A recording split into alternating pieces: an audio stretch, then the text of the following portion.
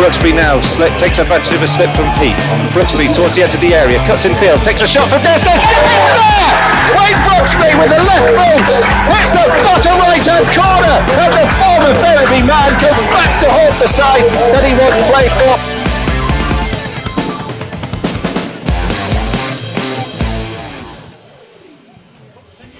Well, hello and welcome to Guiseley Radio. We are here for the semi-finals. It's Guiseley against A.F.C. Fylde. We're here again. Will it be fifth time lucky for the Lions? The first leg here at Nethermoor Park, kick-off at 7:45. It promises to be a big game. It promises to hopefully be a good game as well, and a positive result for Guiseley certainly would not go amiss. It's Guiseley AFC Radio, and we begin in just a few moments' time.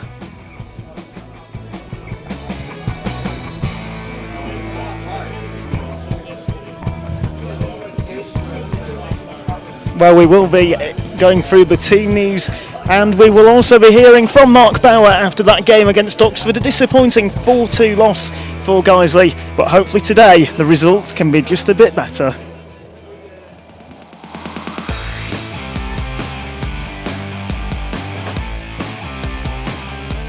Brooksby now on the edge of the 18-yard box, comes charging in, plays the ball across the face of goal.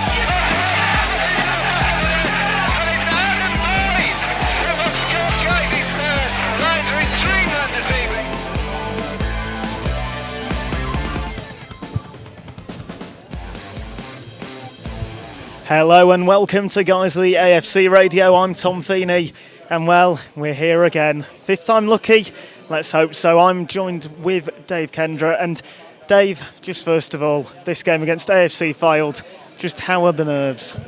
I don't know about anyone else. I'm feeling calm. I'm feeling quietly confident. That's a lie. I'm incredibly nervous about tonight. Well, yeah. I mean, it's got to be our year one of these years, hasn't it?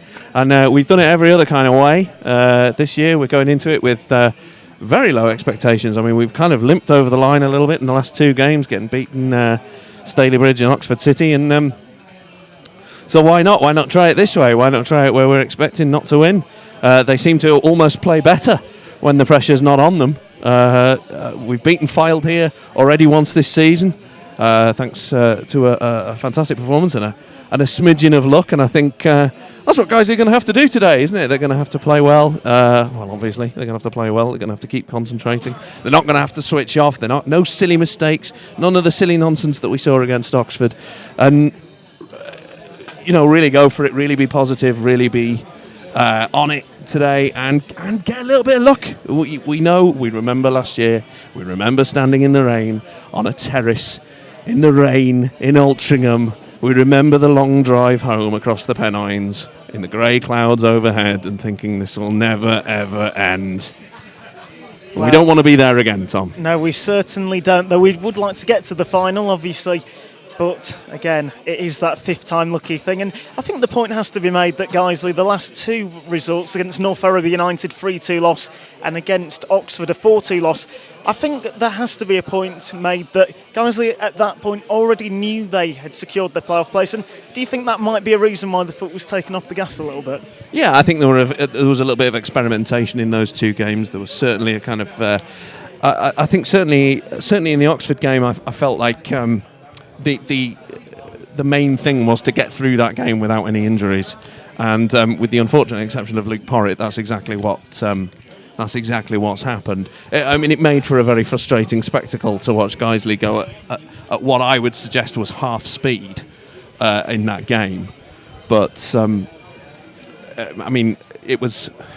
What's the word I'm looking for? It was a frustrating couple of games, and I do think we've done this before, where we've secured our playoff place with a couple of games to go, and then lost those couple of games. But I mean, I'm of the opinion that does kind of affect. It's an easy habit to lose winning, and I think if we'd have gone for those games, I mean, what. Even risking an injury, but got the 6 points out of those games, coming into this game feeling unbeatable against the team, Fylde are a good side, and sure, they've got they had a difficult game on Saturday, which they lost, and they were disappointed about that. But they haven't finished second in this league for no reason. They are an excellent side. There's a couple of ex-Guiseley lads in there. They've got Michael Potts and Josh Wilson, and we all know how dangerous Josh Wilson can be. And I think we'd have done ourselves more favours by winning those 2 games. That's my opinion. I don't know. Maybe the rest will have done a few players good, and we can go on and attack Fylde at full strength tonight. It looks like a pretty full strength side to me. So let's hope. Well, yes, and hope might be the word. 5 years of playoff heartbreak. Well, I am now joined with the Guiseley chairman, Phil Rogerson. And Phil, I've got to first of all ask, just how are your nerves? I'm fine, at the moment. I'm sure it'll alter, but I'm all right at the moment. When we look at the fact that the stadium is filling up so nicely, I know there's that argument that, yes, we'd like to have gone up automatically, but you can't beat the playoffs, can you? I'm not sure about that. I'm a lot happier if we were already there, but we do it the difficult way, as usual. What do you make of Fylde today? Because obviously we've beaten them once, we beat them here and we drew 0-0 with them, but obviously they finished second in the league for a reason. Well, they've obviously had a great run in, and they're going to be difficult, but they play football, and hopefully that will allow us to play our natural game, and hopefully the disappointment of not going up on Saturday has them kicking their chins. And just looking at the pitch, because there have been improvements made to it over the last few weeks, what are your thoughts on them? Because it does look like a carpet today. Well, Roger does an amazing job, and obviously we spent a few quid on it, getting the drainage right last summer. And obviously, we're only allowed to play on it by special permission. But apart from that, I mean, it's absolutely amazing what he does and how he gets him and Bob and all the other volunteers. And I mean, we had 2 games on it on Sunday, and you wouldn't think that that it's been touched. And just talking about the pitch, talking about the stadium, I know a lot of fans are wanting an update. Just what is the update regarding the stadium at the moment? Well, it's quite difficult to say, really, because I'm not sure I know. We've had multiple meetings with the Leeds planners. They have a number of concerns which we continue to knock down, and they then seem to find other things that they want to, shall we say, well, not put it in our way, but they have other issues which we then have to look at and address, and nothing happens quickly. But we have the plans. We might be doing some yet more amendments in the next week or so, and we've hopefully got another meeting, sort of round the table meeting with everyone involved within the council. We met with the local MP and the head of planning maybe a fortnight ago, and I think eventually it will go through, but it's just we have to continue to wade through the glue and climb each obstacle as it appears, but we'll get there. And obviously, if Guiseley were to gain promotion, that new stadium and the improvements really would be vital. Yes, we have a bit of a deadline. We have to get the capacity, and we have to get the toilets in place, and the segregation by the end of March, so which is less than a year now. But we won't be able to do everything we've got on the planning application, but once we get started, then that stays in place forever. So it's then we have to pick the bits that we absolutely need to do to meet the requirements. And, well, we've usually got away with such by the skin of our teeth in the past, so I'm sure we'll do it again. And Phil, just having a look at some of the other sides affiliated with Guiseley, the women's team won their division, which is a fantastic achievement, and the under-21s team did as well, so plenty of optimism around Guiseley. Well, absolutely. The great achievement by the ladies, a great atmosphere down here on Sunday when we had the FA Plate and Reserve Cup games, and obviously with the news coming through that Leeds had done us a favour for a change and beaten Liverpool to allow the ladies to take the league championship. So that was great. The under-21s, they've won their league. They've got a cup final, a league cup final in. Well, I don't think anyone knows yet because there are that many of our kids playing for the county on Saturday that they can't play the cup game. So anyway, that's slightly their problem. And of course, the academy have just secured second place in their league today with a great win doing the double over A.F.C. United. So all just need these lads to step up to the mark now. And Phil, just finally, what is your prediction for tonight? I honestly don't. I'd like to think that we get our noses in front and we can do a decent 2 or 3-0. But we shall have to see. Oh, and Phil, finally, we're just going to talk about the Grace Fund as well, which is the Grace Fund, which is here tonight. For the sponsors. Oh, sorry, yeah. Yeah, I mean, Blacks have supported us really well, and obviously Chris Allen's here tonight, and I think Jack Torda from JCT 600. So, we're well supported, and obviously, but we can always do with more sponsors, and hopefully, when we've taken that step up, but things will become a bit easier, and if we've got a nice building to entertain them in, then life will be so much better. Well, Phil, the best of luck to everyone tonight. Thank you very much. I hope you enjoyed the game, mates. Well, we are now not that long away. The players are just heading onto the pitch now, and we've just got to talk about Steve Drench for a moment, because there was a tweet that was sent a couple of hours ago where he was talking about how he may have been stuck on the M62. Obviously, there has been a crash on the M62, and there was just a little bit of worry that Drench would not be here, but he is on the pitch, he is training. He did seem to turn up about 10 minutes after all the other players, but he is here, and that's such a positive. Yeah, it is such a positive. I mean, he was on the bench on Saturday. There was a tweet, as you say, sent out this afternoon that did seem to suggest that he was stuck in traffic or trying to make alternative plans. Don't know how he's got here, whether he's walked or he's flown, but he's here.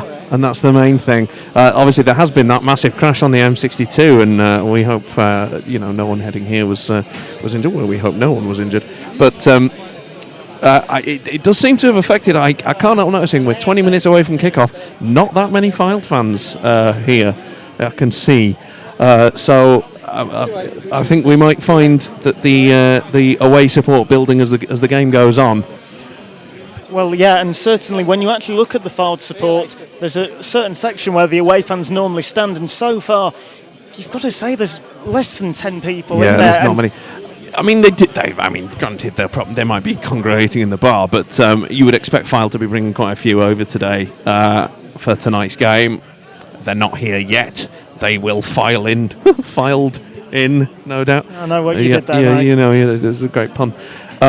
As the game goes on, I'm sure, and I hope they do, because it's always better if there's two sets of fans here, and I hope they haven't been stuck somewhere on the M62 for the duration of the game. But if they are stuck on the M62, maybe they could tune into YouTube. I don't know. Listen to Guiseley Radio. Well, there is one person who is certainly here tonight, and his name is Mark Bauer, the Guiseley manager, and he actually spoke to our reporter Colin Robertson after that 4-2 loss against Oxford, and here's what he had to say. I'm joined now by Mark Bauer after the 4-2 defeat at Oxford City, final game of the normal season. Mark, first of all, there was a nasty knock to Luke Porritt, who you gave a start to this afternoon. What's the news on him?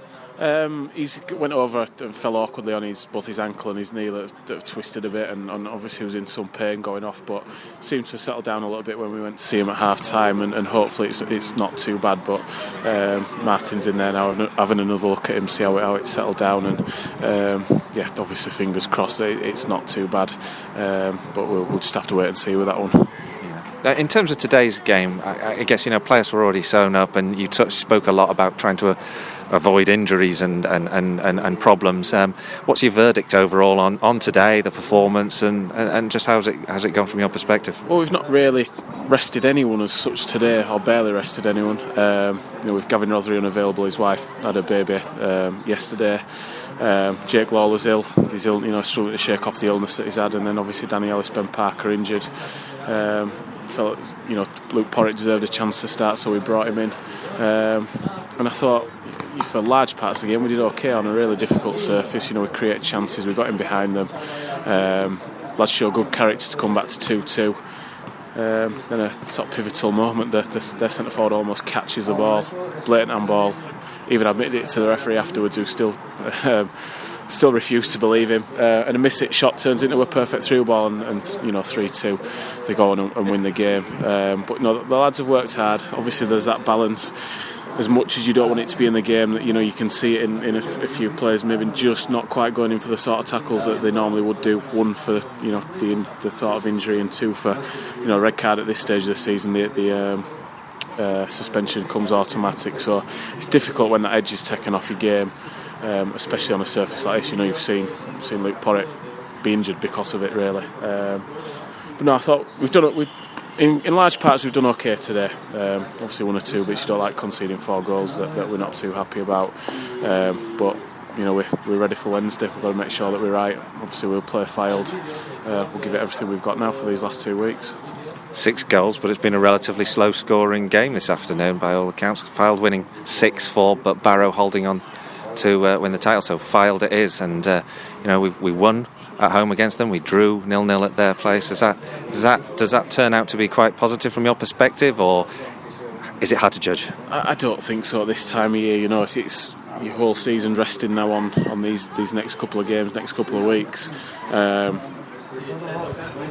They're obviously a good side. They've amassed a lot of points. They could have won the league title today. Puts us in a similar position to what we were in last year with Ferriby, but I think Fylde are the complete opposite in terms of the style of play and the way that they play. So yes, we got a good result against them at our place earlier in the season. I think that'll count for very little. It should be a good footballing game between 2 really good footballing sides. The lads are looking forward to it. It's been a long season, tough season. The fact that we lose two players late yesterday through illness and unavailability, and then obviously Porritt early on in the game today kind of sums up our season. But no excuses for anything now. It's whoever pulls on a shirt on Wednesday night got to give their all for the cause, and hopefully we'll have enough. And I'm confident we've got enough to get through to the final. We had great momentum last year when we were going in. We weren't expected to make the playoffs after the tough start we'd had to the season. How does this compare for you this season to last? It's I think we've touched on it before. I think the consistency's been the main problem. We've not really been able to put that run together, and I think the reason for that is, or a main reason for that, is the problems that we've had at centre half. We've had another new central defensive partnership start the game today through necessity, and it's really held us back. The 2 teams that are fighting out for the title today, Fylde and Barrow, have had that settled partnership back then. It's, when you're not playing well in a game, you rely on your 2 centre halves to be solid for you and maybe see you through and get you a win that you perhaps don't deserve on the play that you've had, and it's certainly held us back. Whether it had been enough to win the title, you're never going to know. But no, we've shown in patches, and we've shown against some of the best teams in the league what a good side we can be. Good. Despite losing twice against Barrow, putting really good performances against them. Obviously a couple of good results against Fylde. Beat Boston the last time we played them. Played really well at Chorley the other week, and then beat them at our place last week. So in the big games, the lads have stepped up and played really well, and they don't get any bigger now than what we hope is 3 games coming up in the next couple of weeks. I've got every confidence in this set of players that they can put in the level of performance that will give us a great chance of finally getting up. Yeah, finally, because this is the 5th season, isn't it, in a row. What's the spirit like amongst the lads then ahead of Wednesday? What's the spirit like amongst the lads because of the fact that we've failed at the last hurdle 4 times previously? Certainly that determination, to be the best and to get up. That's what everyone wants to do. That's when we spoke to people in the summer, that's what they came in for. The lads that re-signed, that's what they're here for, and that the sort of pain of what's gone on before should prove a real spur to push people on. The likes of Stephen Drench, Danny Ellis, Gavin Rothery, that have been here for a few years and tasted it on more than one occasion. That there's no greater incentive to not feel that despondence. Is that even a word? But that disappointment at the end. that dressing room at Altrincham was a horrible place to be after that last gasp defeat last year. But we've got the confidence. There's a quiet confidence amongst the lads that we've shown enough, and we've got enough to get results in these games. There's no singing from the rooftops. We're not talking about anyone else. We'll concentrate on what we do, and we'll go out and do our best. That's all we can do now. Thanks, Mark. Well, there was Mark Bauer talking to Colin Robertson, and well, the team news is now in, and just going to go through it now. Steve Drench in net for Guiseley, and then the outfield players are Ryan Toulson, Danny Lowe, Andy Holdsworth, Danny Hall, Jake Lawler, Wayne Brooksby, Danny Boschel, Adam Boyes, Ollie Johnson, Gavin Rovery. On the bench for Guiseley, Liam Dickinson, Alex Johnson, Jack Stockdill, Nicky Boschel and Stephen Dickinson. And for A.F.C. Fylde, they are very full strength, it has to be said. In net, Ben Hinchcliffe, and then the outfield players of Luke Denson, Adam Sumner, Josh Langley, Tom Hannigan, the captain Brad Barnes, Richie Baker. Well, we all know Josh Wilson, Danny Rowe, Danny McGoldrick, Michael Barnes, and then on the bench, Joe Booth, Richie Allen, Liam Tomsett, Matty Blinkhorn and Dion Charles. So, well, what are your thoughts on the team then for Guiseley? Because it looks nearly full strength, but I do notice that Ben Parker and Danny Ellis are sitting in the crowd. Obviously, they have an injury. Well, I don't think anyone's particularly surprised that Danny Ellis hasn't quite made it. We'd hoped that he would, but he obviously has succumbed to injury. Ben Parker's been out for quite some time now, so it's not a huge surprise to see them missing. It's a shame. It's a big miss. Ben Parker has been a big miss all season, and I think Mark's hit the nail on the head a little bit, saying there's a lot of niggling injuries that have cost Guiseley some momentum this season, and it's a shame. But as you say, that's two very strong lineups there. Two full-strength lineups. I'm surprised not to see Jordan Hendry on the bench. I don't know if he's not... Just when it matters. The attackers have come back to full fitness just as all the defenders go off sick. It's you can't win some days. But, I mean, that's the good thing about having Liam Dickinson on the bench. He can play as a central defender, or he can play up front as well. And he gives us a different option for both as well, really. I think we'll see... It looks like we'll see Lawler and Hall at the back tonight. Lawler with his... he's the supporters player of the season, and not for no reason. He's a tall man. He's a solid central defender when he has to step in. And talking about the supporters player of the season, who was your vote for? My vote is tonight. This is our final home game, and it is great to see. Many great days have been here in terms of the season, and the crowd making so much noise and really backing the lads. Yeah, it's been a fantastic support this season, particularly as well the travelling support as well that's been going up and down the country. There's been some long journeys up to Barrow and down to Lowestoft, and they've come to every single one of them.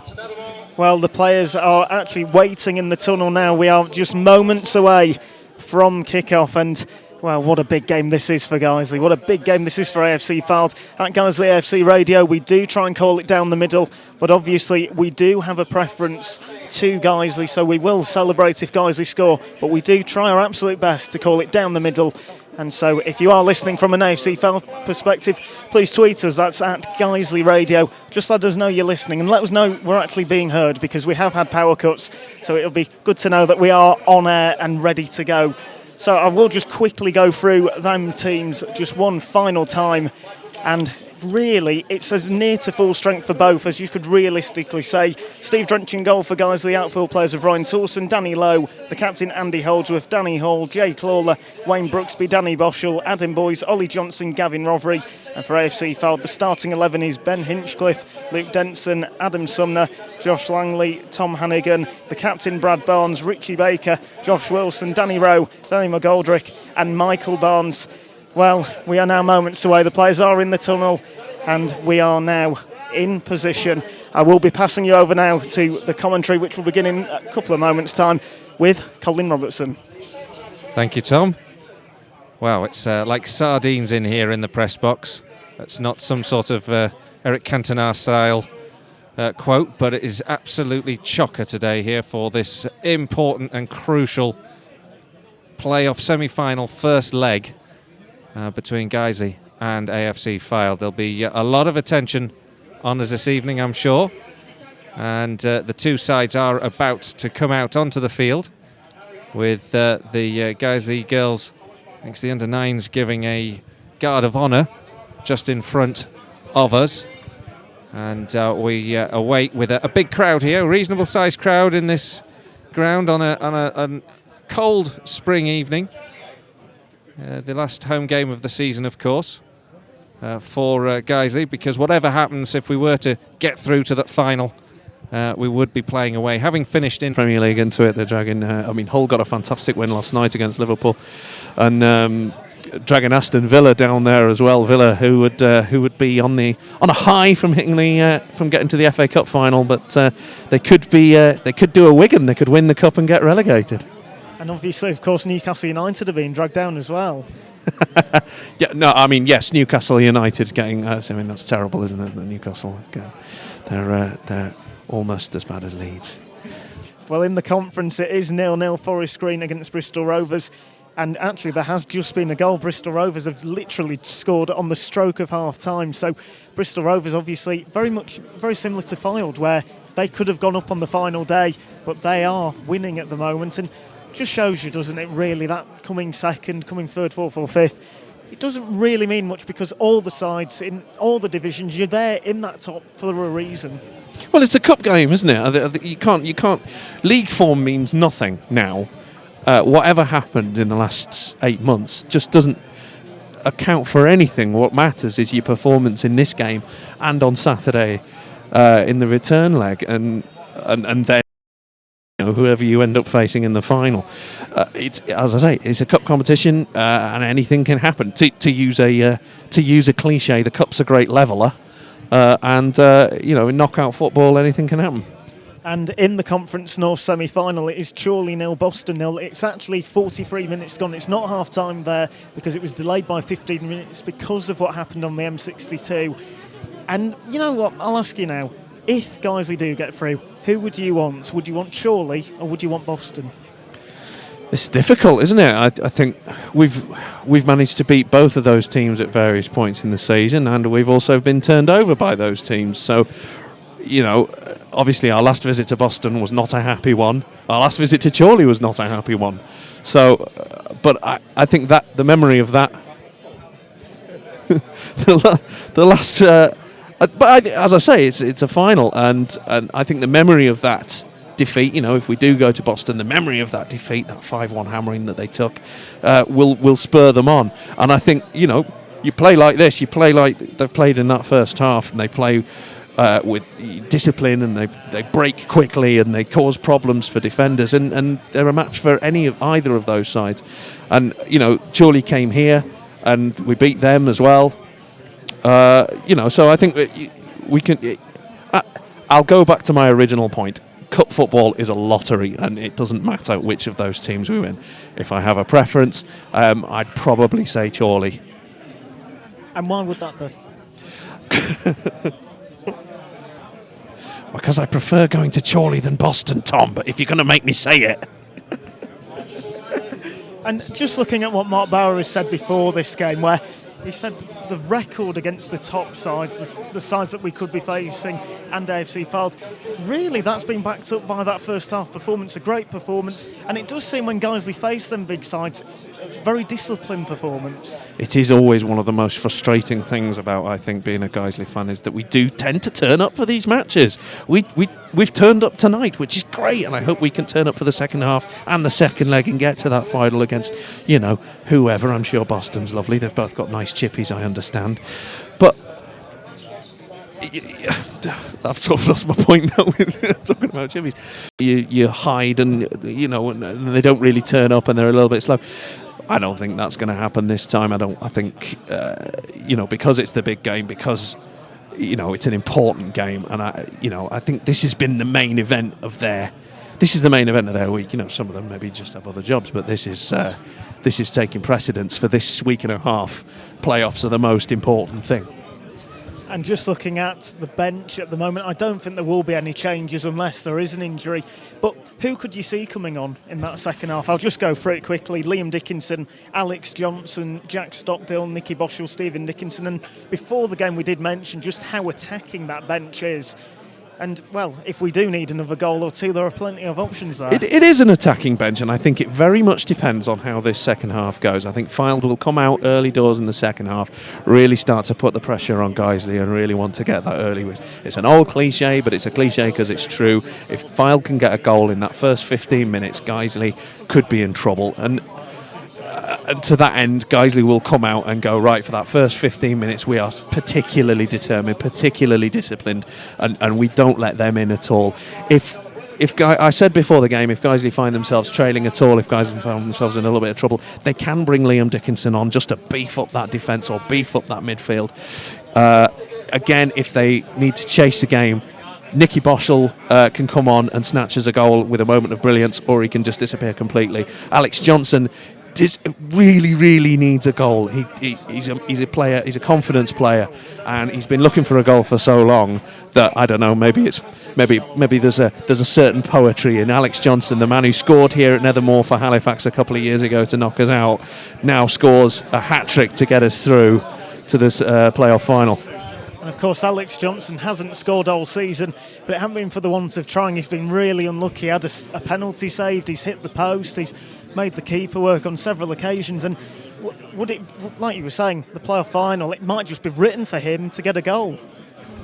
Yeah, and I think he could cause Fylde defenders some problems. He's the sort of player who plays very, very close to the defender, backing into them all the time. Sometimes it works for him, sometimes it works against him. I think tonight, if he plays like that against the Fylde defenders, really physically getting in their face, causing them problems, I think, tonight could be the night. We never know. Fingers crossed. Well, about 15 minutes before kick-off, we were talking about how we didn't see the A.F.C. Fylde supporters coach.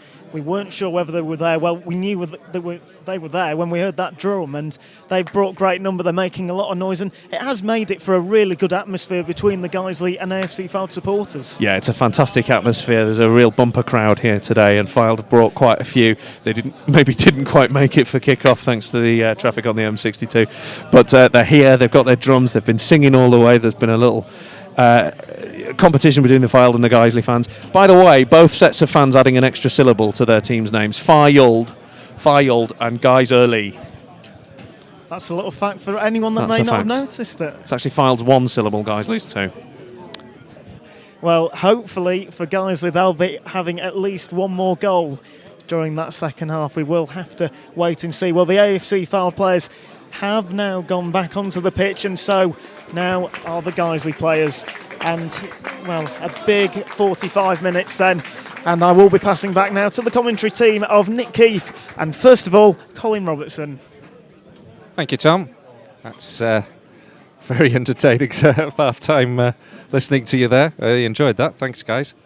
We have the two sides coming back out. Tom's now resuming commentary for another station.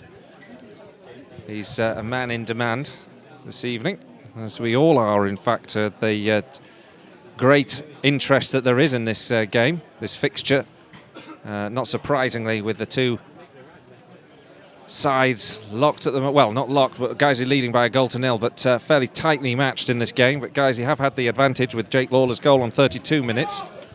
Fylde, of course, a very good side, a very good footballing side, and we know this next 45 will not be easy. Guiseley just about to resume ways. They are shooting now from left to right. In white shirts, navy blue shorts, navy blue socks, shooting from left to right. Moving the ball up to the halfway line. There's a challenge from Danny Hall on Danny Rowe, but Rowe is not winning the free kick on this occasion. The ball back here to Luke Denson, sends it long. Headed away again by Danny Boschel. Guiseley clear.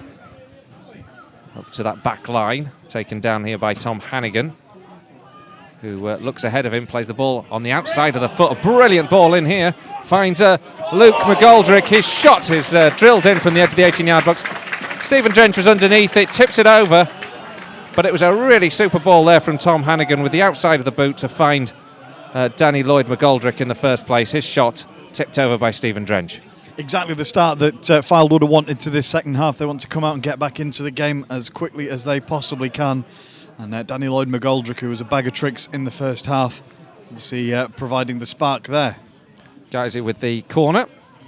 Fylde with the corner, whipped into the box, headed away by Danny Boschel. Ollie Johnson goes looking to win it back. In the end, the ball's hoofed back into the penalty area and claimed by Stephen Drench. It's a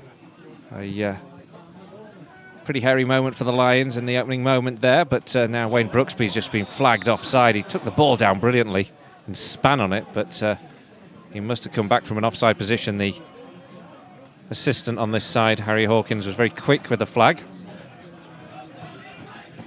So 1-0, and Fylde, no doubt, have been told they need to press in the second period and get an equaliser.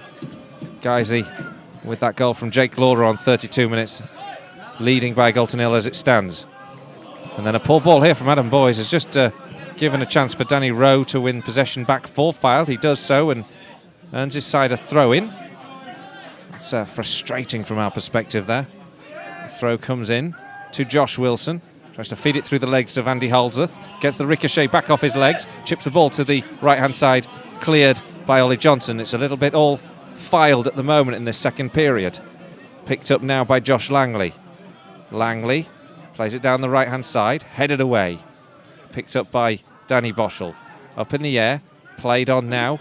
And Guiseley win possession back here with Danny Boschel rather, and then Ryan Toulson from right back plays it upfield towards Adam Boyes.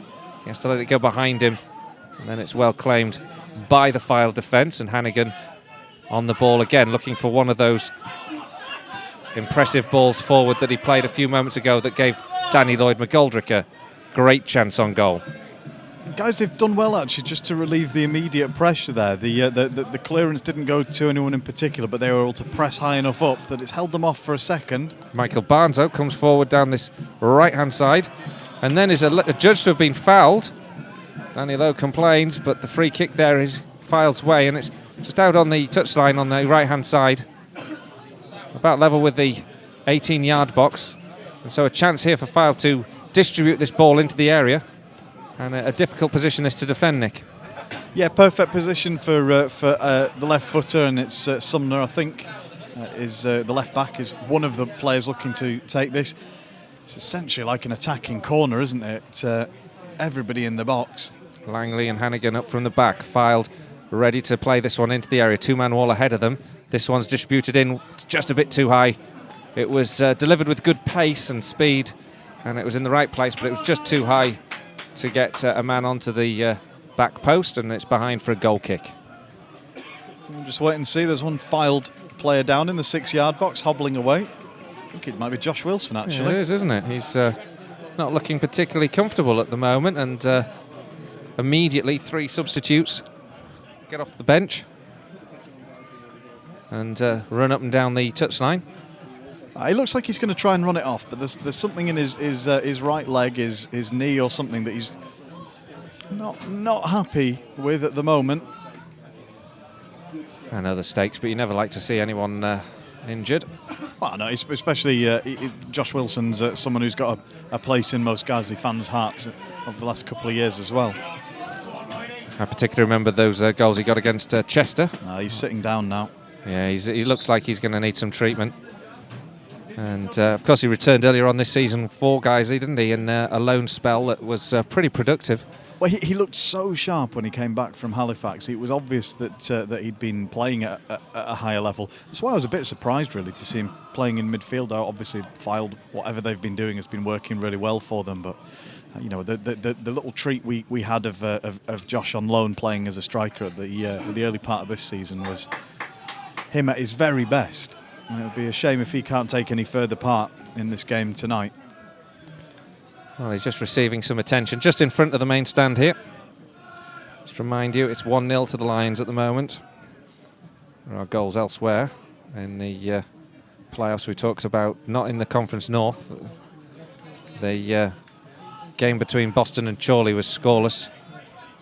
And the game in the conference, the Vanarama Conference between Forest Green in 5th and Bristol Rovers, the runners-up, just like this game here. We're seeing Bristol Rovers lead that one at Forest Green by a goal to nil. Guiseley have the ball into the Fylde half. It's a half chase for Adam Boys, but he can't get that one as we're back underway here. And then there's a free kick given for, I can only assume, a bit of a tug on Jake Lawler. Wasn't too sure what there was much in that, but the referee has given it, and Guiseley get back underway with a free kick. It goes up towards Adam Boys, headed up in the air by Langley, headed away again by Josh Wilson, and now Guiseley have to rely on the legs of Danny Lowe to get the ball away from Michael Barnes, who was chasing and chasing downfield to try and win that one. Drench steps across and clears up to the halfway line, and Guiseley eventually give the ball back to Stephen Drench again, who's also called into a long clearance up towards Adam Boys. Headed on by Ollie Johnson. Again, Langley with the header. Again, a little bit scrappy from both sides for a second. It's a bit of head tennis, with cancelling each other out a little bit. The ball into the feet of Ollie Johnson. Ollie Johnson in field finds Wayne Brooksby. Brooksby has a bit of a run at this Fylde defence, gets into the penalty area, drills the ball towards the goal, it's saved. Adam Boys can't get it down, takes a shot, blocked by the defender, goes behind, and it takes a deflection off a Guiseley man, and it's a goal kick after all of that. But that almost fell perfectly for Adam Boys with an empty net, but the ball just wouldn't fall for him, and by the time it did, the defender was back in place to make the blocking challenge. And in the end, it deflected off a Guiseley man and behind for a goal kick. Oh, so nearly. It was agonising, and you could see Adam Boys realise that the ball wasn't going to come down in time. He had the goal at his mercy. But you can't beat gravity in that situation, and it's one you see time and time again. As Dave said, it fell like a beach ball. Just wouldn't fall. And in the end, Guiseley just have to settle for a goal kick in their half. So a big shout in all of that build-up play for a handball as well, wasn't there, in that move, just while we were summarising? Yeah, there was. I'm just, seeing as you mentioned, Dave, I'm going to enjoy some of the best moments from that extraordinary half-time show. There were metaphorical pyramids. There were all of my Oxfords and my Hydes. I didn't know what that was about. It was superb. I wish I could talk in sentences like that. Hey, Nick, I just wish you could talk in sentences. Goal kick for Guiseley. Stephen Drench takes it. Oh, it's getting so catty up here, isn't it? I always thought you liked my non sequitur clauses. Told you I don't understand the word sequitur. It's what you use to trim the bushes in your garden. There's not much happening, you'll be thankful to know. The throw-in's played in field. Fylde now pick the ball up here with Sumner. He plays it long, actually, and it's well intercepted by Jake Lawler. Headed up in the air, taken down by Gavin Rothery, but he gives the ball straight to Josh Wilson. He crosses it to the right-hand side where the fullback takes over. Denson plays a one forward towards Danny Rowe. Doesn't make its way there. But Fylde still in possession of the ball here with Brad Barnes. Plays it over the back again, but again headed away this time by Danny Hall. And then a clearance comes from Danny Boschel, but it's only as far as the Fylde back line, and the home crowd are a little bit frustrated that Guiseley aren't managing to break out. Having to hold good shape here because Adam Sumner charges forward from fullback, makes some space. Fylde pick up the ball after Sumner is challenged. And then it goes out to the right-hand side, and again Guiseley having to keep a disciplined order, but some good interpassing between Denson and Rowe. Ends with a tackle comes in from Danny Hall. And then Fylde again on the ball on the right flank. Denson tries to play it through Ollie Johnson and Andy Holdsworth, and the ball bobbles between the two of them like a pinball, and then eventually Guiseley get the ball away into the Fylde half, and it's sent all the way back to the goalkeeper. And a rather casual clearance there from Ben Hinchcliffe.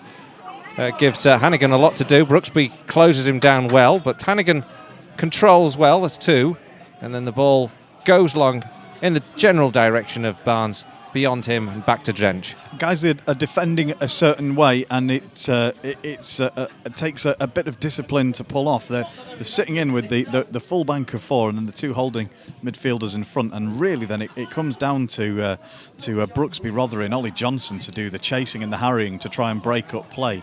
With Guiseley knowing they've got plenty of men behind the ball, so they should be able to see most things off. But it does mean that you have those odd moments where you're sort of waiting for a Guiseley man to step in. Very disciplined, very organised. And in the end, it goes all the way back to Stephen Drench. And I think it's justified when you see a passage of play like that where nothing came of it for Fylde, but you do get a bit nervous when Guiseley are sitting deep and sort of waiting for one of their attackers to get a challenge in. Danny Boschel on the ball into Gavin Rothery. Jake Lawler back here to Danny Boschel.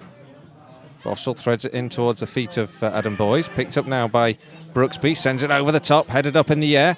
Bounces awkwardly. Headed up again by Lloyd McGoldrick. Ball back here with Andy Holdsworth on the edge of the area. Goes to the right-hand side with Toulson into the box. Picked up by Ollie Johnson. Takes good control but can't keep the momentum going with the ball, and it rolls through to the goalkeeper, Ben Hinchcliffe.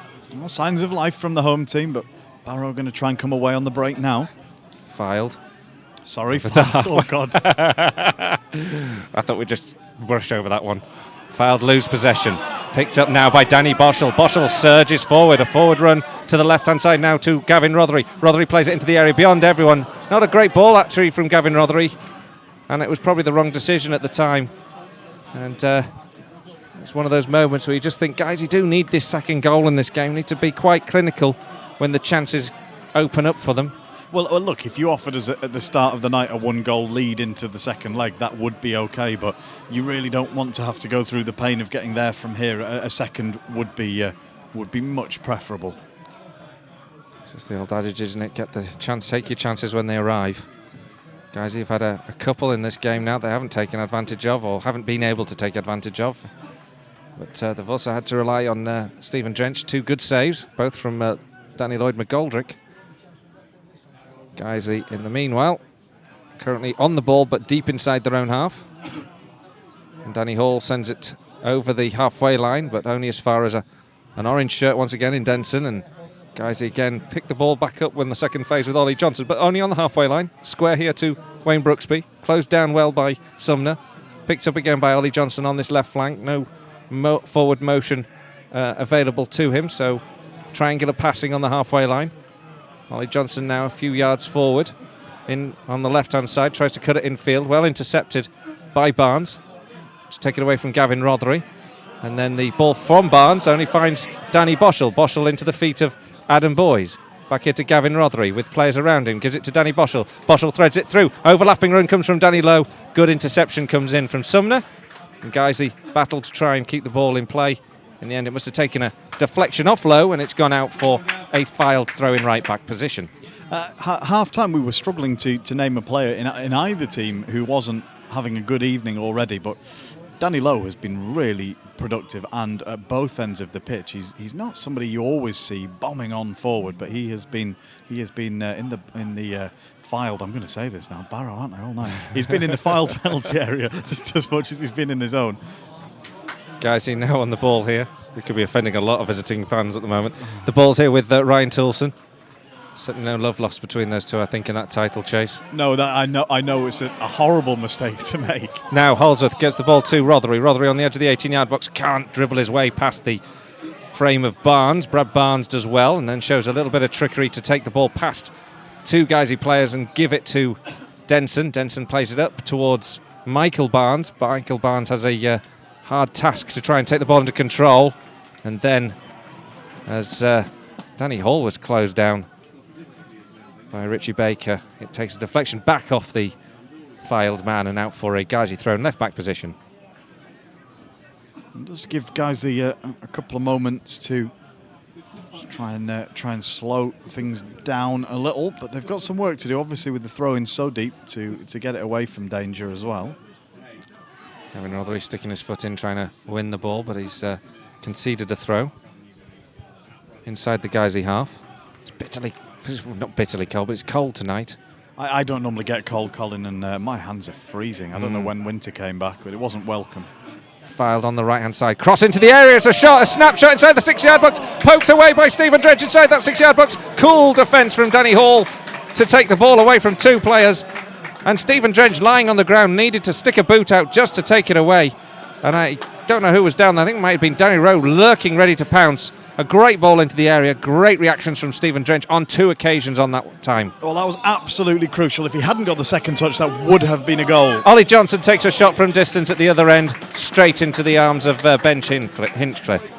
You can't emphasise enough how, after he'd made the initial save, Drench, as good goalkeepers do, he knew the job was only half done. But that leg he stuck out to prod the ball out to the edge of the area was absolutely vital. Top-class goalkeeping, that really was. And so important that he reacted whilst on the ground to take the ball away as there was an opportunity to capitalise. 1-0 to Guiseley at the moment, and we've got a slight pause because there will be the first substitute of the evening. And we'll just wait to see who's coming. Michael Barnes, I think, is coming off. That would be surprising. I think he's been one of their brighter players. A bright player, not one of the brighter ones. But Guiseley win the ball in the middle of the park now. Gavin Rothery coming forward. Guiseley have Ollie Johnson on the left-hand side, goes into the area, can't get past Denson. And then Denson wins the ball back off him with a super challenge. Ollie Johnson forlornly throws himself to the ground in frustration. What an opportunity that was for Guiseley to get Ollie Johnson to get a shot away. In the end, they're having to defend on the counter-attack up the other end. Up comes Barnes into the area. Michael Barnes dribbles past 2, gets the ball square. Rowe can't get it. Helped away by Danny Lowe. But still, Fylde come forward. And it's here with Sumner. Adam Sumner towards the edge of the D on the 18-yard line. He's laid it back here to Sumner. Sumner gets it back on the left-hand side. Danny Lloyd McGoldrick now tries to have a run at Ryan Tilson. Super tackle comes in from Ryan Tilson. Stabs the ball away from Danny Lloyd McGoldrick, helps it up into the Fylde half. Adam Boyes battles for it, wins it well. Gavin Rothery takes over, plays the ball in towards Ollie Johnson, doesn't keep it in play, and it goes out for a throw. Frustration again for Guiseley. Well, I think that opportunity for Ollie Johnson, the right back Denson got so lucky. He went to ground really early. And I think it was just that they were so close already to the byline that there wasn't easily space for Johnson to. Johnson would have walked around him with the defender prone on the ground. But I think they almost had just sort of run out of pitch. And it's so frustrating for Johnson, who knew the opportunity was there to be had, but just couldn't get around the player who was on the floor. Michael Barnes goes off. Richie Allen comes on. Guiseley come forward. Wayne Brooksby, Maisie run into the box, has to go away from goal though. Out to Gavin Rothery. He crosses in towards Ollie Johnson. Header from Ollie Johnson just over the crossbar. Decent move that from Guiseley and a good delivery from the left flank from Rothery. The header from Ollie Johnson in truth never looked like it was going to stay under the crossbar, and it's behind for a goal kick. Well, it certainly feels like there's another goal in this game tonight, Colin. I don't know about you, but I've no idea who's going to get it. Very tense stuff this evening for the two sets of fans here. We are 1-0 up here for Guiseley at the moment, but it's far from one-way traffic. It's very finely balanced, and the Lions have had their chances. Michael Barnes has substituted now for Richie Allen, and Richie Allen, a vastly experienced player with one of the original players one of the only players who was playing for them when they won the FA Varsas, their previous name in Kirkham, and at the moment they look like they're going to get a second substitute on the go. Matty Blinkhorn. Doesn't get any easier, does it? Well, maybe he's just getting ready to come, but at the moment Guiseley have a throw inside their own half. They sent it long towards Adam Boyes easily for the defender to clear, and then Jake Lawler just helps that one back to Stephen Drench. It bobbles just in front of the goalkeeper. He puts a foot through it but can't get it anything like the distance he wanted to. Picked up well by Lloyd McGoldrick onto the edge of the area. Rowe with an opportunity, gets it back to Lloyd McGoldrick, drives the ball towards a goal, but it's gone behind for a goal kick. Past the upright in the end. They seem to be exchanging passes on the edge of that D freely, but then the drive that came in was away from target. Now, Danny Lloyd McGoldrick seems to be everywhere at the moment, and it's very, very difficult to pick up. He's sort of playing between the lines, switching around, and Guiseley aren't picking him up, and he's causing problems. 65 minutes gone. Guiseley 1, A.F.C. Fylde 0. And in fairness to Danny Lloyd McGoldrick, he looks absolutely cream crackered there. Just watched him trying to catch his breath on the halfway line. He knows he's been working hard. Hopefully he's not got too much more in the tank. That would be fine, wouldn't it? That would be fine by me as well. He's been a real threat. And Guiseley have a big task on their hands at the moment. 1-0 up, though. The goal from Jake Law in the first half. Been chances at both ends, though, for more. Andy Holdsworth puts a foot through it. If he could have found it towards Ollie Johnson. Ollie Johnson was in good space, but the ball was slightly misdirected. And then Richie Allen gets a challenge in on Ollie Johnson and gets clear. The ball towards Adam Boyce, headed out, so that Guiseley get a throw in halfway through the Fylde half. No signs of a Guiseley substitution. I was just thinking that, Nick. Well, I guess we wonder how long Ollie Johnson will last into a game, and there are one or two options on the bench. I think Mark might be just thinking, can I leave my best 11 out there another 5 or 10 minutes, and would another opportunity come our way?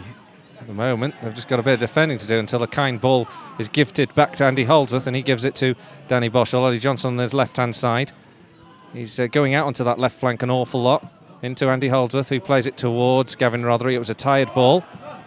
Beyond him and back for the goalkeeper. Hinchcliffe with a good clearance. Jake Lawler with a towering header. But still the ball comes with Fylde forward, and a good interception from Ryan Tulson in difficult position takes it away. Enough for Danny Lloyd McGoldrick to go towards the corner flag, but he's picked the ball up, and again we'll have a run at the defender. He goes down with an acrobatic dive, but he did get clipped there by Tulson, and it is a free kick to Fylde. Dangerous position. It's like a short corner in hockey. It's just a few yards out from the edge of the penalty area on this left-hand side, down by the touchline. Yeah, Ryan Tulson had steamed back to try and make up for the soft header that had almost let Fylde in. So just a little bit too aggressive in the challenge there, and this is really dangerous. 67 minutes gone, 1-0 to Guiseley, but Fylde have a free kick in a dangerous position on the left-hand side. They have 5 orange shirts on the edge of the 6-yard box, 6 rather. The ball will be crossed in towards that back post. It's headed, it's off the line! Guiseley get the ball off the line. Ollie Johnson still can't clear. It's still a chance for a drive from the edge of the 18-yard box. The header down, blocked on the line, and still Fylde come. The ball back into the penalty area, up towards Hannigan. Good header from Jake Lawler, still in that box. Danny Boschel tries to get around and clear. Drilled in again, and it's eventually saved by Stephen Drench. Down by the left upright. Hard to see amongst a melee of players, but Drench got down, palms it behind. It is a corner to Fylde. Well, an extraordinary passage of play. There were 2 Guiseley men on the line. I think it was Danny Boschel who scooped it away. And he was in there in the area, as you said, Colin, trying to see them away again. And in the end, it was a really good save from Drench around his far post. Corner comes in, headed up in the air this time by Danny Lowe. Knocked back into the area by Richie Allen, helped away by Andy Holdsworth. Fylde really pressing, really looking for this equaliser. They must sense that it's in the offing here. Guiseley having to dig deep and defend right on the goal line, clearing one off the line a few moments ago. Ollie Johnson now inside his own half, plays the ball towards the left-hand side, just couldn't escape the attention of the defender, and so the ball is played quickly upfield towards Richie Allen, who gets a first touch, and the ball snatched away from him from Ryan Tulson. And then Guiseley can't keep the ball in play. Ollie Johnson goes to challenge for it, but Fylde win the ball back. There looked like a foul on Andy Holdsworth in all of that, but it hasn't been given. Sumner finds the ball in towards Barnes to Rowe. Rowe with a shot, blocked again by Danny Boschel. Guiseley having to defend very deeply here. The ball with Josh Wilson. Everyone in the Guiseley half now. Forward from Langley. Up towards the edge of the 18-yard box. The flag goes up for an offside. We breathe a sigh of relief. Guiseley just need to get hold of this ball, calm things down, and hopefully just take a little bit of the sting out of this Fylde momentum. And 1 or 2 players really feeling the pace, actually. In the last 5 minutes, I've seen Brad Barnes doing some hamstring and calf and knee stretches. Ollie Johnson just doing the same ones, actually. And that might prompt some activity on the Guiseley bench. But that offside decision couldn't have come a better time. Well, it could have come about 2 minutes earlier, because that was awful. But really, really good attacking play by Fylde, and Guiseley hanging on there. Guiseley still lead by that goal to 0, and loved by their luck, their 9 lives at the moment. The ball bounced around in the middle of the park with no one getting hold of it. Eventually, Fylde send it up towards Allen. Lawler sends it back to Stephen Drench, who just needs to get a good connection on this one after having a difficult ball played back to him a few moments ago, which led to that spell of pressure. And I do think momentarily not momentarily, he's going to be on for the rest of the game. Imminently, we're going to see the arrival of Liam Dickinson, probably for Ollie Johnson. And my question will be, what will happen to the shape? Because it would be a shame really to lose Adam Boyes from playing up front and put him out wide, but that may be what Mark decides to do in a moment's time. Fylde now on the ball here with Allen, the substitute. Spins, sends it to the right-hand side. Chance now for a cross here from Denson. Denson sends it long. Stephen Drench will watch that one and comfortably claim it. Looks like there may be substitute for Fylde as well. It is Matty Blinkhorn, who I thought was coming on earlier. Long clearance now. Adam Boyes chases it. It takes a diving header from Tom Hannigan just to make sure the ball goes back to the goalkeeper. Just as it looked like Adam Boyes might just cause them a problem or two at the back. So Dickinson's actually just put his training jacket and his bib, his bright yellow bib back on. But underneath that, he has got his number 12 shirt on now. So I think he's warming up with a bit more intent than he was previously. Ollie Johnson clears into the Fylde half. Rather exaggerated chest back from Hannigan. Gives the ball back to Ben Hinchcliffe, the goalkeeper, and just keeps the ball moving around as Fylde sense that Guiseley are here to score against now, because they are certainly getting a lot more of the possession, a lot more of the ball inside the Lions half. The ball into the feet of Danny Lloyd McGoldrick. Another substitute coming up and it's imminent, but at the moment they're on the attacker Fylde. Richie Baker is dispossessed on the edge of the 18-yard box. Only as far, though, as Brad Barnes. And guys, you just can't clear their lines. They're sitting in very deep here. Out to Denson. Cleared. But Denson will have time and space inside the Lions half to pick the ball up once again. And guys, you need to get out. And we need to push up and press up a little bit, because at the moment we are just sitting too deep and inviting them onto us. Ollie Johnson up towards Adam Boyes. Boyes just can't control, and so it'll come back. Guys, who do push up a little bit. Well, you wouldn't know which was the home team if you arrived in the ground right at this moment, but guys, they look like they are feeling the pressure. They look like they've been concentrating really hard, and it's just a little bit laborious watching them trying to squeeze and push forward out from the back at the moment. Hannigan on the ball, and field here to Baker. Baker spins it towards the feet of Josh Wilson. Guys, who win the ball back, though, and Danny Boschel on the left-hand side threads it towards Ollie Johnson just inside the Fylde half. Danny Boschel and Ollie Johnson exchange passes, send it down the left flank rather optimistically for Gavin Rothery, and it comes away again. Again, a rather loose touch there from Lowe, but Rowe finds a Fylde man in the shape of Danny Lloyd McGoldrick. But guys, he win the ball back with Wayne Brooksby until he's dispossessed rather cheaply on the halfway line, and Fylde have a chance to come forward again. Here with Sumner. Tackle comes in on Lloyd McGoldrick from Tulson. And then there's a late challenge by Lloyd McGoldrick on Wayne Brooksby. Brooksby certainly goes down to ensure the referee knows about it, shall we say. Well, it was a good tussle between Tulson and Lloyd McGoldrick, but Brooksby arrived there just to provide the extra cover needed. I'm not sure he got clipped as dramatically as it looked, but nonetheless, it was a foul. And in the meantime, it's goodbye to Josh Wilson, and here's your man Blinkhorn, which is another fantastic surname. This is a proper non-league surname, if you don't mind me saying. Non-league surname. Oh, there's some great names here, aren't there? Matty Blinkhorn, Liam Tomsit. I mean, these are names that only exist at this level of the game, Colin. You wouldn't catch that in the Premier League. No odd names in the Premier League, are there? Liam Dickinson is coming on now. Ollie Johnson makes way. And I think, as you rightly observed, Nick, he's perhaps run out of steam after really committing himself across the course of this game.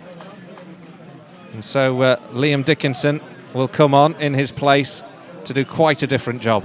And actually, it looks like the rearrangement will be as I called. Wayne Brooksby will go over to the left, and I'm afraid for those of us who don't enjoy Adam Boyes as a winger, he's going to be playing wide right now. Holdsworth takes the ball down as guys make a rare foray forward. Chance here for Liam Dickinson to get his first touch out on the right-hand side. wins Guiseley a throw, which Ryan Tilson can come up to take, about level with a penalty spot on that right flank.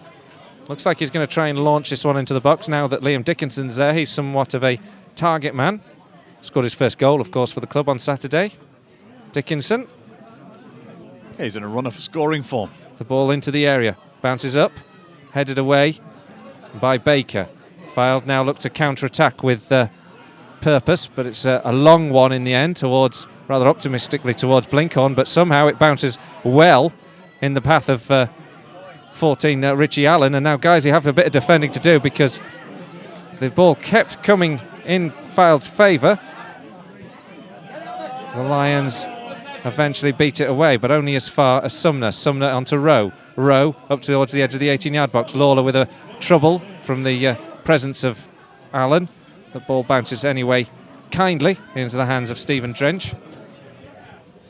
14 minutes to go, still Guiseley lead by a goal to nil. Something I think Fylde have done really well is use the substitutions to get fresh legs on while Guiseley were under pressure, and it does make it look as though the visitors have a lot more left in the tank than Guiseley at the moment, but it's really the introduction of new players in these key positions. Dickinson, the front man, chases across to try and close down Langley. Played up to the halfway line. Low intercepts, gives the ball to Brooksby. He plays it in field here to Rothery. Rothery threads one towards Adam Boyes, but it's easy for the Fylde defence to intercept on that case in the shape of Josh Langley, and now they come away with the ball. Good tackle comes in from Ryan Tilson. He's had a super season for me, Ryan Tilson. That was a very good, well-timed tackle. Remember, he was returning as well from a really serious injury, Ryan. He was a long way from being match fit and shorn of confidence, I think, when he came back to Guiseley from Halifax. And credit to him, he's rebuilt his game really well over the course of the year. Crucial 15 minutes in this tie. There's a period of about 12 minutes left, plus whatever stoppages will be added. Guiseley on the ball now with Brooksby, who's not going to get past Denson. Denson actually plays it up in the air and lets Brooksby claim it, but he's got a tough task to keep it in play. Gets it into the area. It bobbled around a little bit away from both sets of players. And in the end, Guiseley win a throw on the left-hand side as they attack. But that was good work there from Wayne Brooksby.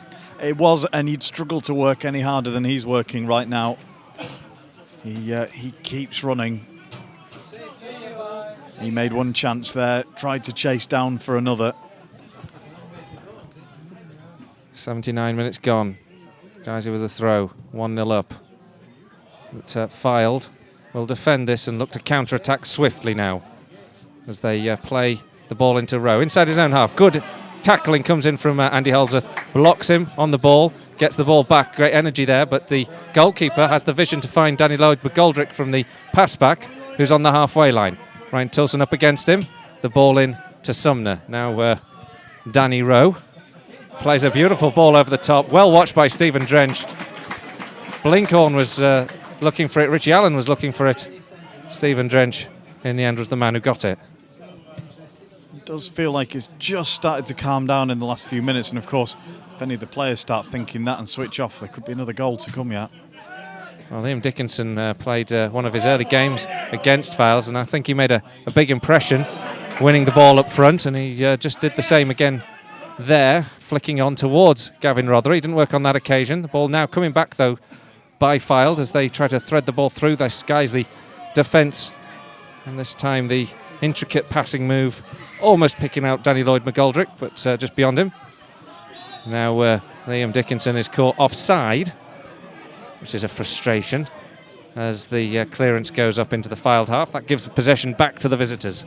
And the latest between Chorley and Boston, I think, is that it's still 0-0 there. So there might be an even more tense evening there than we're having here. I don't know. Imagine. I don't know. How could it be any more tense? It would be difficult. 1-0 at the moment to Guiseley, but Fylde pressing with a free kick. That time beyond the outstretched leg of Matty Blinkhorn and through to the arms of Stephen Drench. Liam Dickinson lays the ball out here to Wayne Brooksby.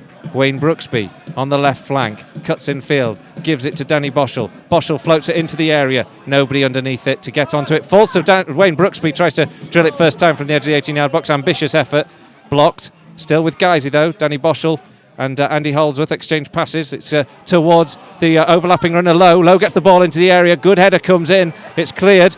Liam Dickinson goes searching for the ball after it bounces clear. Wayne Brooksby wins it back off Danny Lloyd McGoldrick. Now picked up here by Toulson. Toulson in field to Rothery. Rothery back to goal. He's got to try and find the pass forward. He does. He finds a beautiful one here to Toulson. Toulson with a bit of space on the right-hand side. Gets the cross in. Takes a deflection. Falls kindly for the goalkeeper, Hinchcliffe, in the end. And he claims it and plays it immediately out upfield to start the counter-attack for the visitors as they go in search of this equalising goal. Danny Rowe inside the centre circle, looking to orchestrate things for Fylde. Plays the ball to the right-hand side. Here with Denson. Denson, the full-back, plays it up to the edge of the 18-yard box. This time Guiseley clear. And it's Danny Boschel who plays the ball into the feet of Liam Dickinson.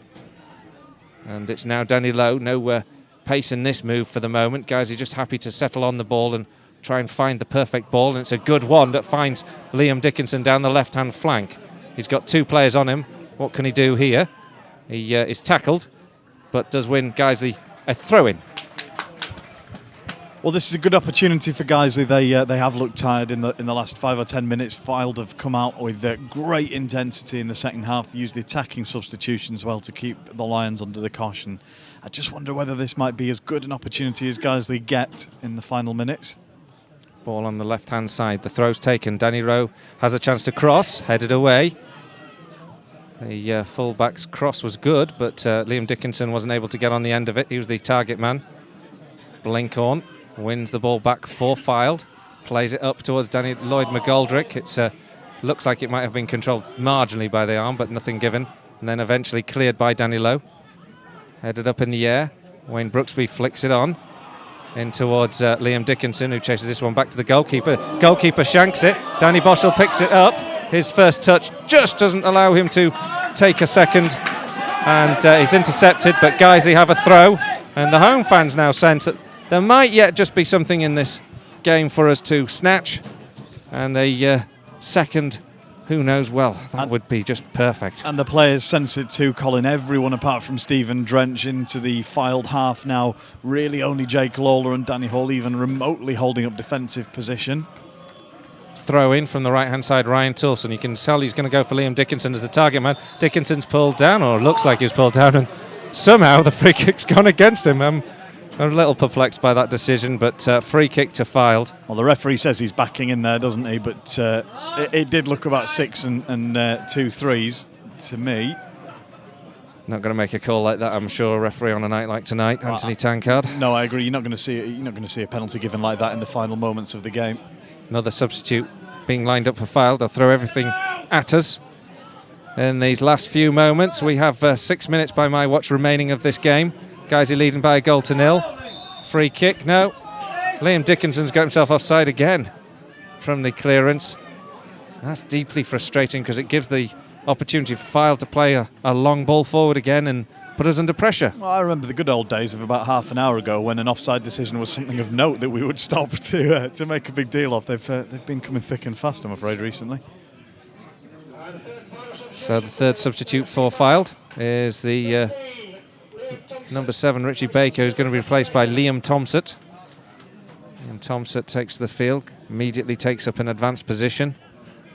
And Guiseley will now have to defend a free kick. We believe it. No, it's an offside decision inside the Fylde half, but you can tell the intent now. Go long, try and get the equaliser. The ball goes in towards the edge of the 18-yard box. Shout goes up from the Fylde fans behind that goal for a foul. Nothing given. Ball goes up to the halfway line, which is flicked on this time by Liam Dickinson. 2-0 He's the man flicking onto himself, unfortunately, on this occasion.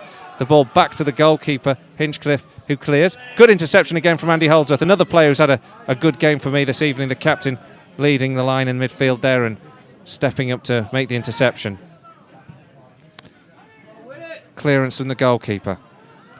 Hinchcliffe gets it into the Guiseley half, headed back.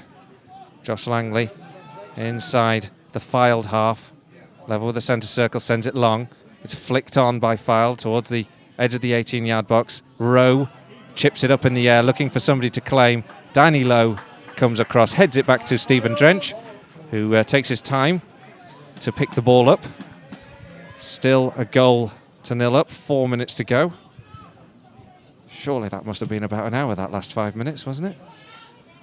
And Guiseley get the ball up into the Fylde half. Picked up here by Adam Boys. Boys and Dickinson get their lines in two completely different places. And, well, that metaphor might not be any good, but it sort of summed up that move. That's an interesting exercise in performance commentary. Try and make your commentary of a similar standard to the football you're watching. That's audacious, even by our standards. I wouldn't insult the football we're watching with my commentary. Clearance comes in from Fylde up towards the edge of the 18-yard box, headed away by Ryan Tulson, but still with Fylde in that final third.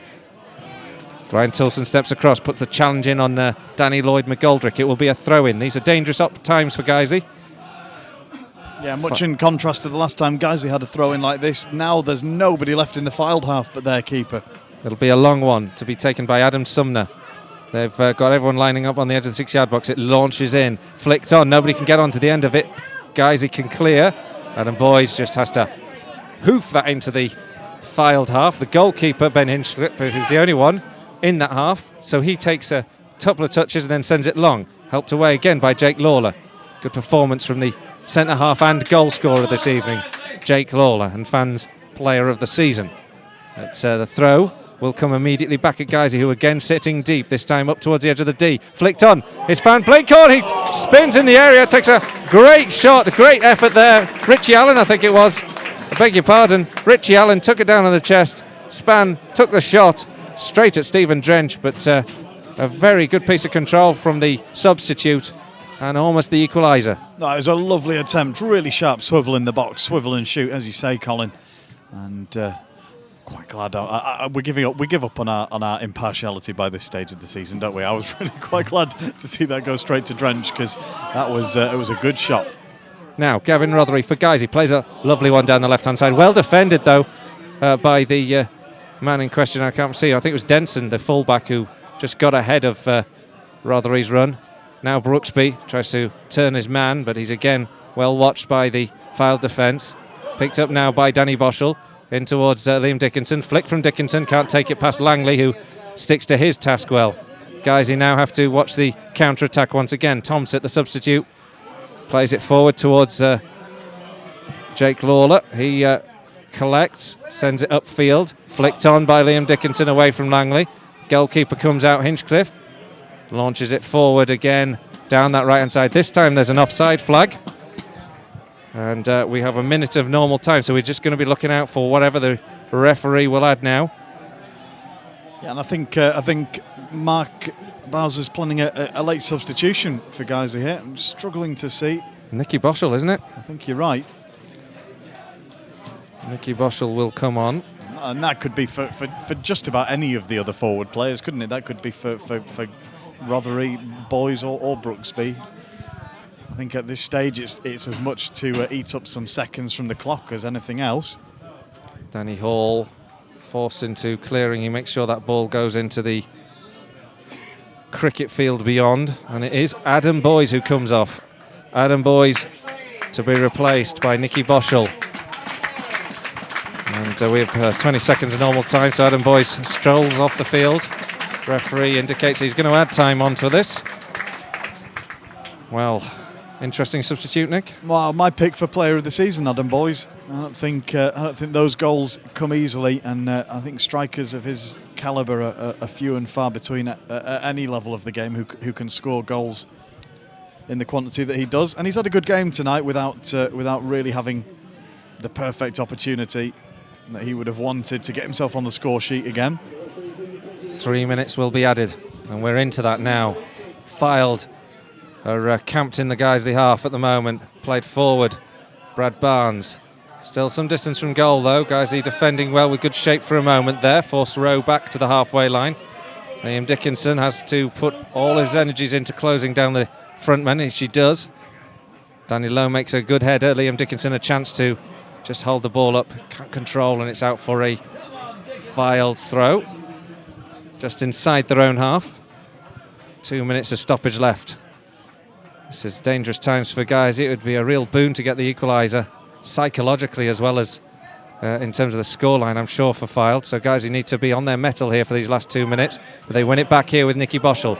Out here to Wayne Brooksby. Can he run into the corner or something positive here come out of it? He cuts towards the edge of the D, takes a shot. It's a sort of low, tame shot into the midriff of Ben Hinchcliffe. So Guiseley now need to get back into defensive shape once again.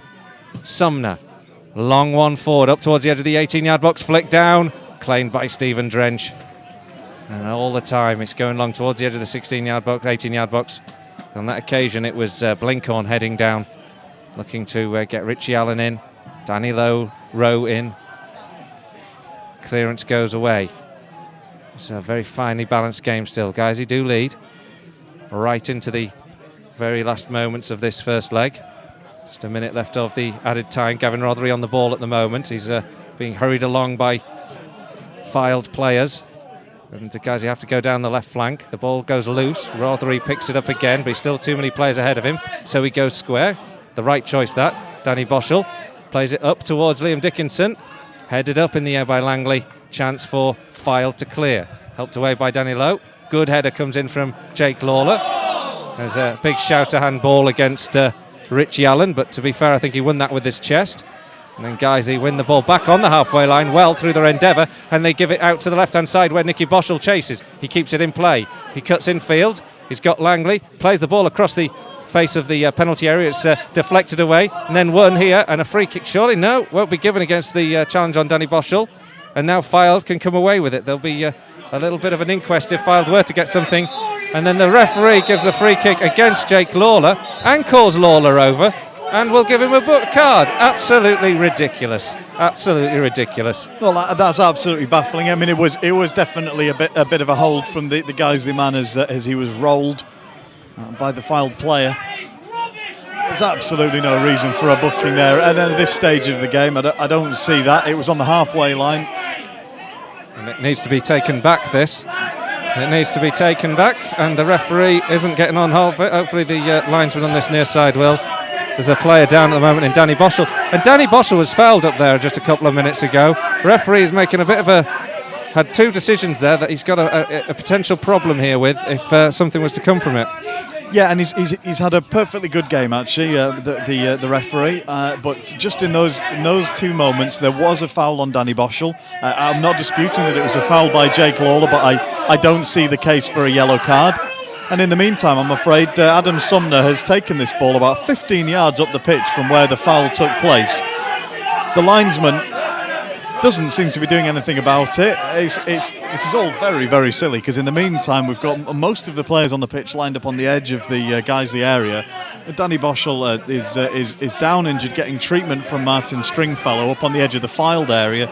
Time must be up now. You've got the clock. Yeah, we're about a minute over now.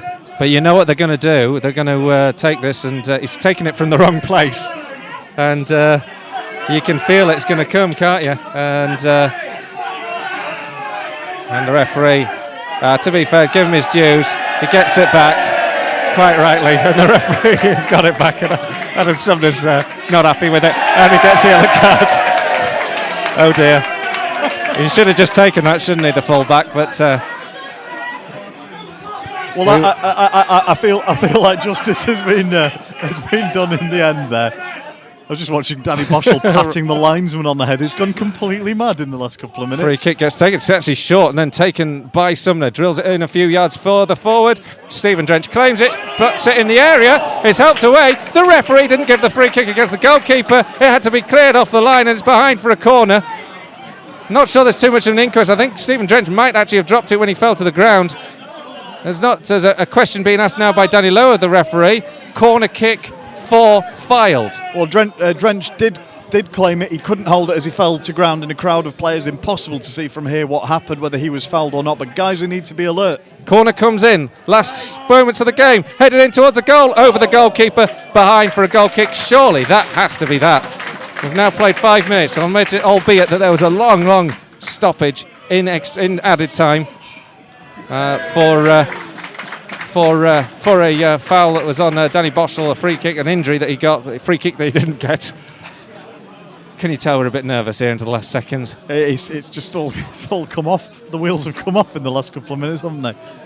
So, the last moments of this game. Guiseley leading by a goal to nil, but it's been real harem-scarum stuff in the last bits of injury time. But the final whistle does go, and Guiseley have got the 3 points, the first goal leg lead. That's the quality of commentary you've had tonight. The goal from Jake Lawler on 32 minutes, the deciding factor in this first leg. He headed home at the back post after Ollie Johnson crossed from inside the box, but it was full pressure from Fylde towards the end there, and came very close to equalising twice in the end, the Lions having to clear off the line. But it's a 1-goal advantage into the second leg. It's finished Guiseley 1, Fylde 0. Well, we thought it might be a dramatic game tonight, and that's how it turned out to be. I said with plenty of the game left that we really wouldn't enjoy watching Guiseley try to see out a 1-goal lead, but that we would be happy with a 1-goal lead should we be offered it, and that's how it's finished. Now, all credit to Fylde for what they came out and did in the second half there. They really had a go. They did not have any intention of accepting a 1-goal deficit to overturn at home on Saturday. They came out and gave it absolutely everything, and Guiseley were really stretched. I think as well as being physically tired, they will be mentally tired as they go off tonight. With it being a Wednesday game, remember there's a day fewer turnaround than you would normally be used to ahead of the Saturday game, and so all of these lads, when they go home tonight, have the job of getting themselves fresh ahead of Saturday. Fylde, meanwhile, their task is to do something on Saturday that they haven't managed in 3 attempts this season, because to even force a penalty shootout, they need to beat Guiseley, which they haven't managed to do in 3 90-minute attempts so far. Well, that's a very good point. That's a rather encouraging statistic, but it certainly didn't reflect the way things have panned out this evening and on the field. It has been a very acutely, finely balanced game of football, which both teams have played a great part. Guiseley have got the advantage in the first leg by 1-0, and it means it's all set up for a very tense Saturday afternoon across on the Fylde coast. We're going to have a tough time as we take on A.F.C. Fylde, the runners-up in this division, a very good football team, and Guiseley have got a big job on their hands if they're to hold on to this 1-goal lead. But a goal lead it is. We'll be back next Saturday for the game. Hope you can join us then. Oh, we'll see you on Saturday. Oh, dear. Do we have to go through all that again, do we? Please no. See you Saturday.